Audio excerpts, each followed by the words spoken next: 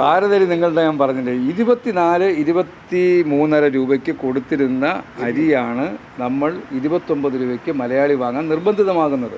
സപ്ലൈകോ FCIയിൽ നിന്ന് കൃത്യമായും ആ ടെൻഡർ നടപടിയിൽ പങ്കെടുത്ത് ഈ കഴിഞ്ഞ നാൾ വരെയും അരി വിതരണം ചെയ്തുകൊണ്ടിരുന്നതാണ് ഈ റേറ്റിൽ. അതേ FCIയിൽ നിന്നാണ് ഭാരതരി മാർക്കറ്റിലേക്ക് വരുന്നത്. ഒരു ക്വാളിറ്റി വ്യത്യാസവും വരുന്നില്ല, അതേ അരിയാണ്. അപ്പോൾ അത് 29 രൂപയ്ക്ക് ജനങ്ങൾക്ക് കൊടുത്ത് സൂക്ഷിക്കണമോ? അത് BJP ഗവൺമെൻറ് ആലോചിക്കേണ്ട ഒരു ഇഷ്യൂ ആണ്. എന്നാൽ ആ അരി തന്നെ സപ്ലൈകോ വഴി കേരളത്തിൽ കൊടുത്താൽ കേന്ദ്ര ഗവൺമെൻറ് കൊടുക്കുന്ന അരി എന്ന് പറഞ്ഞാൽ വല്ല വിഷമമുണ്ടോ? അത് ജനങ്ങൾക്ക് കുറച്ചുകൂടെ ആശ്വാസമല്ലേ?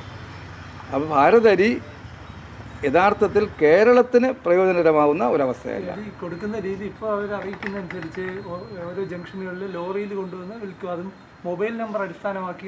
അതിനേക്കാൾ ഈ സപ്ലൈകോയിലെ ഈ വിലമാറ്റം ഉണ്ടായാൽ പോലും അതിനേക്കാൾ വില കുറവായിരിക്കും സപ്ലൈകോയിൽ നിന്ന് 10 കിലോ അരി ജനങ്ങൾക്ക് ലഭിക്കാൻ പോകുന്നത്. ഈ വിലമാറ്റം ഉണ്ടായാൽ പോലും ആ ഭാരത് അരിയേക്കാൾ 1 പൈസയെങ്കിലും വില കുറഞ്ഞായിരിക്കും സപ്ലൈകോയിൽ നിന്ന് അരി വാങ്ങാനുള്ള സാഹചര്യം വരാൻ പോകും.